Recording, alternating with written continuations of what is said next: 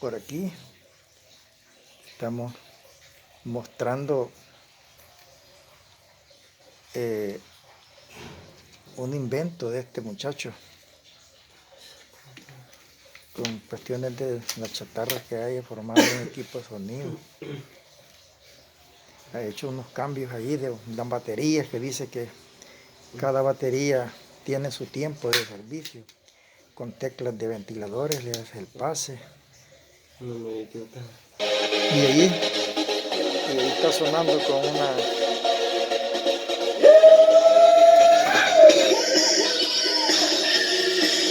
¿Puede escuchar?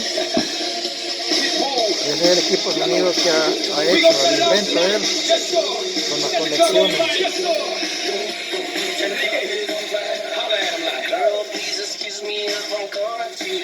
Es un genio este muchacho. Realmente esas conexiones yo no me atrevo a hacerlas. Pero él dice que para él es fácil hacer eso. Y ahí está el musicón. Todo es chatarra, él las haya botadas y las limpia y le funciona. Y luego hace sus travesuras y esas conexiones que las pega. Y luego pues, como ustedes pueden observar ahí ha puesto la producción. Y entonces, y así hace muchos inventos de lámparas. Le pone USB y alumbra. Tiene lámpara y anda música y le hace las conexiones. Ahí está pegando con estaño, no sé, ahí, pero hacen soldaduras electrónicas. ¿Verdad?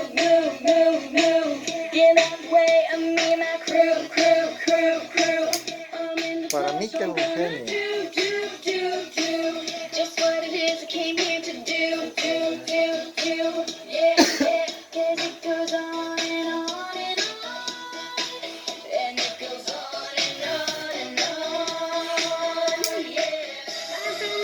¿Y el otro pase cuál es?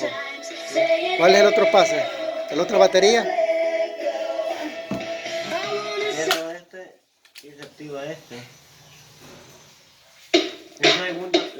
Esa es la otra batería. Cada batería tiene su función. ¿Y le dura cuánto? 5 horas cada una. Cierro las 2 y abro las 3. Okay.